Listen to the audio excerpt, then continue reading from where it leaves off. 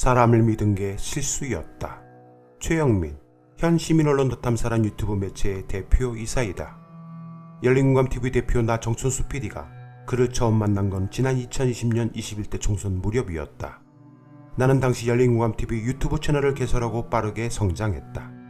2020년 6, 7월 무렵 구독자 10만을 눈앞에 둔 중견 유튜버로 성장할 당시 정몽주 전 의원이 진행했던 유튜브 채널 BJTV의 촬영감독 최영민을 우연한 기회에 알게 돼 만나게 된다. 나는 그에 대해 자세히 알아보지 않았다.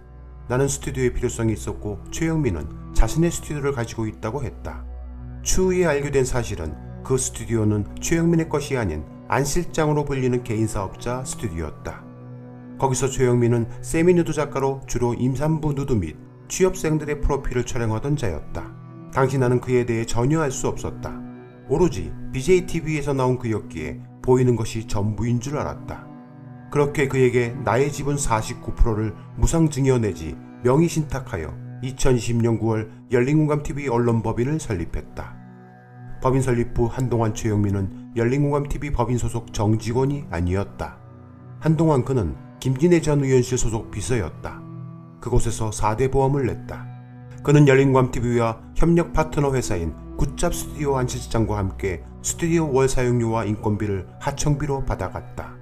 그리고 훗날 자신의 스튜디오 장비 및 인테리어 비용 등을 법인에 모두 청구해 무려 1억 3천만 원에 가까운 돈을 챙겨 받아갔다. 당시 열공은 지방 보궐선거와 사법 피해자를 위한 방송 등을 통해 열린공감TV에 있는 대한매체로 빠르게 성장했다. 나는 탐사 취재 전문 기자들과 취재연대팀을 꾸렸다. 그렇게 함께한 이들이 당시 경향신문 소속 강진구, 그리고 RTV 소속 박대용, 경기신문 소속 심혁 등이다. 강진구는 한 사법 피해자의 소개로 알게 되었고 박대용과 심혁은 강진구의 적극 추천으로 취재연대팀에 합류시켰다. 대선 과정을 거치면서 이들은 셀럽이 되었다. 사람들은 열린공감TV의 메시지에 주목하지 않았으며 강진구, 최영민, 박대용, 김두일, 심혁이라는 메신저에 열광했다. 나는 열공의 사람들이 메신저화됨을 경계했다. 그렇기에 얼굴을 드러내지 않은 채 카메라를 등지고 앉아 방송을 진행했다. 그것은 사람들에게 뭔가 숨기는 사람으로 비쳤다. 대선이 끝나고 강진구는 사내이사 자리를 요청했다. 그리고 그는 자신의 소속사 경향신문에서 몇 차례 정직에 이어 무단으로 출근하지 않는 이유와 근무 태만 등으로 해고되었다. RTV 소속 박대용은 4대 보험은 RTV에서 낸다면서 열공의 사회이사가 되었다. 그렇게 강진구, 박대용은 2022년 5월 이사에 등기된다. 나는 이들을 믿었다. 하지만 설마가 사람을 잡았다. 대선 기간 중 수많은 시민들은 이른바 줄리 의혹 등을 방송한 열린공감TV에 열광했다. 그것은 강진구, 최영민 등 얼굴이 노출된 셀럽을 향한 열광이기도 했다. 그렇게 어깨에 뽕이 들어가고 연예인병에 노출된 그들은 스스로를 어벤져스라 칭하기에 이르렀다. 수많은 시민들이 열린공감TV에 후원했다. 무려 현금 유보금이 20억이 쌓일 정도였다. 그러나 대선 결과는 참혹했다. 나는 중도층을 깨우칠 수 있는 진정한 진실을 알리는 포털의 필요성을 인지하고 압수수색 등에서 자유로운 가장 교민이 많은 미국의 서버를 두고 시민이 직접 운영하는 진정한 시민포털의 설립을 주장했다. 2022년 5월 1일 내 개인적 생일날 강진구, 최영민, 박대용 등 전 직원들은 나의 생일을 축하하며 엘리베이터 앞까지 배웅했다. 반드시 시민포털을 성공시키라고 주문하기도 했다. 그러나 그 꿈은 무너져 내렸다. 불과 채 한 달도 되지 않아 한국에서 대형 사고가 터졌다. 2022년 6월 2일 열린공감TV 채널을 통해 강진구, 최영민 등이 나란히 앉아 방송을 진행했는데 방송 중간에 최영민의 아이패드에서 포르노 사이트 접속 기록이 노출되어 버린 것이다. 이 일로 인해 삽시간에 극우 유튜버 신남성연대 및 가세현 등의 조리돌림을 받았다. 무려 100만여 명이 시청했다. 나는 미국에서 최영민에게 전화를 걸어 대국민 사과를 강하게 요청했다. 하지만 그는 하루 이틀 시끄럽고 말 일인데 뭘 이런 걸로 사과하냐고 적반하장으로 따져왔다. 나는 화가 났다.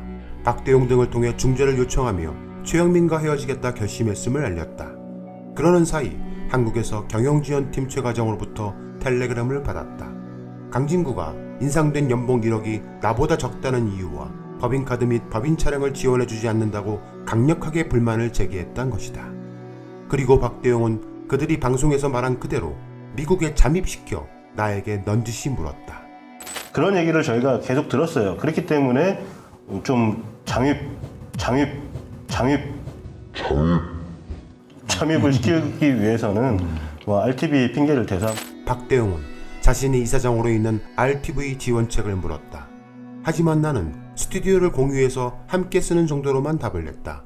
그때 박대웅의 얼굴은 일그러졌다. 한국으로 돌아간 박대웅은 이사로 등기된 지 한 달밖에 안 된 강진구와 최영민과 2022년 6월 7일 긴급 이사회를 열었다고 하면서 나를 열린공감TV 법인 대표이사에서 해임했다. 나는 하루빨리 한국으로 돌아가서 수습해야겠다고 생각했다. 그러자 최영민은 열린공감TV 유튜브 계정에 침투해 나의 동의 없이 무단으로 계좌 삭제 및 비번 변경을 해버렸다. 그리고 이들은 열린공감TV 채널을 통해 2022년 6월 10일 긴급 생방송을 통해 무려 60여만 명이 시청하게 하면서 나를 횡령범, 배임범, 사기꾼, 숨소리, 소장수 등으로 지칭하며 쓰레기를 만들고 마녀사냥을 전개했다. 나는 내 개인 계정으로 만든 열린공감TV 채널을 2차 보안으로 최영민이 바꿔버린 비번을 어쩔 수 없이 변경 후 2022년 6월 11일 꼼짝없이 18시간 동안 한국행 비행기 안에 갇혀 있었다. 그 사이 손혜원 전 의원이 나도 할 말 있습니다라며 방송을 통해 나를 니플리 증후군 환자로 만들었고 더 탐사 역시 18만 불 횡령 시도 등이란 방송으로 정천수 죽이기를 시작했다. 진보 진영 대부분의 유튜버와 시민들은 나에 대해 붕괴했다. 그렇게 나는 그들이 만든 프레임에 갇혀 인간 쓰레기가 되었다. 조국, 이재명, 한명숙 등의 마음이 느껴졌다. 그리고 지난 1년여 동안 하루하루를 피말리는 경영권 분쟁 소송을 진행했다. 51% 대주주였던 나의 지위를 무너뜨리기 위해 강진구 등은 무리하고 위법한 신주 발행을 시도했다. 그들은 생방송을 통해 강진구의 신주 발행으로 정천수보다 더 주식을 많이 보유하게 되었다고 떠들기도 했다.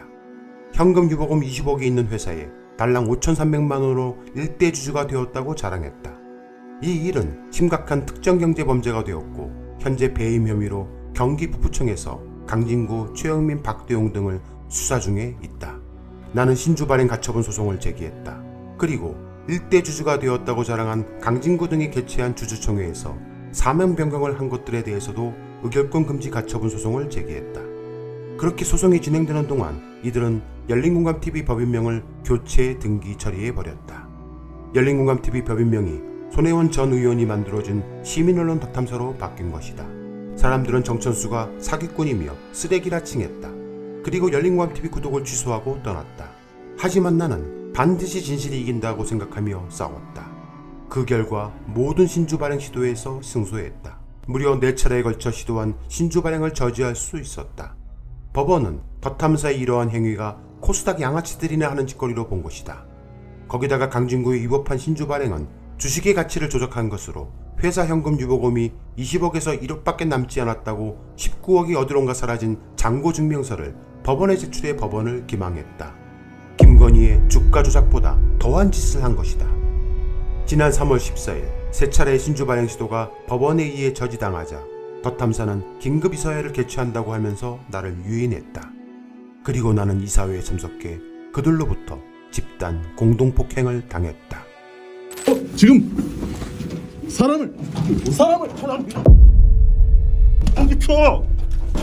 공격혀. 최영민은 나를 죽일 의도였다. 나의 후두부를 매우 강하게 내리친 것이다. 이로 인해 나는 10여일 동안 병원에 입원해 있어야 했다. 당시 나를 공동폭행한 덧탐사는 현재 모두 남양주 북부경찰서에 입건되어 피의자 조사 중에 있다. 문제는 이처럼 일들이 벌어지는 1년 동안 너무도 충격적인 이야기를 들었다. 바로 최영민이 시민 여성 기자를 성폭행하고 임신 낙태를 종용했다는 사실이다. 성폭행이에요? 임신도 했고 낙태도 했었어요? 선생님은 시민 기자잖아요.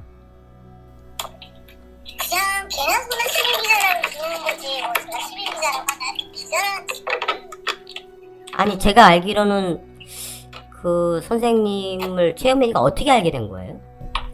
제보. 그러니까 구독자로서 제보했던 거 아닌가요? 네. 이 사건은 현재 한 시민의 고발로 남양주 북부경찰서에서 수사 중이었다. 하지만 사건의 크기가 너무 크다고 판단한 경찰은 상급기관인 경기북부경찰청으로 이관시켜 심층 수사 중이라고 한다. 피해 여성을 2차례 불러 신변보호 등을 하며 각종 증거를 취합했다고도 한다. 하지만 최영민은 현재 수차례 소환 요청에도 이런저런 핑계를 대며 경찰 출석을 미루고 있다고 한다. 과연 언제까지 모른 채 할 것인지 두고 볼 일이다. 끝내 이기리라. 결국 법원은 지난 5월 4일 열린공감TV 법인 강탈 사건에 대한 본안 소송에서 나의 손을 들어주었다. 더 탐사가 패소한 것이다. 지난 여러 차례의 가처분 소송도 모두 승소하고 본안 소송까지 나는 승소했다. 하지만 더 탐사는 지금까지도 1심뿐이다라고 폄훼하며 시민들을 혹세무민 중에 있다. 무려 49%의 지분을 무상증여해준 것에 대해 감격하며 연신 고마움을 표했던 최영민은 이제는 하다하다 주주명부 자체가 문제라며 시민들을 호도 중이다. 이 지루하고 시민들에게 피로감을 누적시키는 열린공감TV 법인 강탈 사건은 언제 최종 마무리가 될지 모른다. 당장이 될 수도 1, 2년 뒤가 될 수도 있다. 오로지 법원의 판단에 달려있기 때문이다. 하지만 나는 믿는다. 진실이 반드시 승리한다란 단 한 명의 시민이 함께하는 한 그 믿음으로 하루하루를 버텨내고 있다.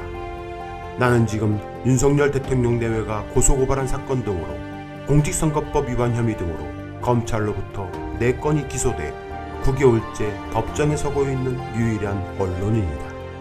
누가 언론 탄압을 받고 있는가? 나는 반드시 믿는다. 더 탐사와의 지난 소송 결과가 말해주듯 증거가 이긴다는 대명제를 믿는다. 변호사와 기자는 증거로 말해야 한다. 진실은 주장이 아닌 증거다.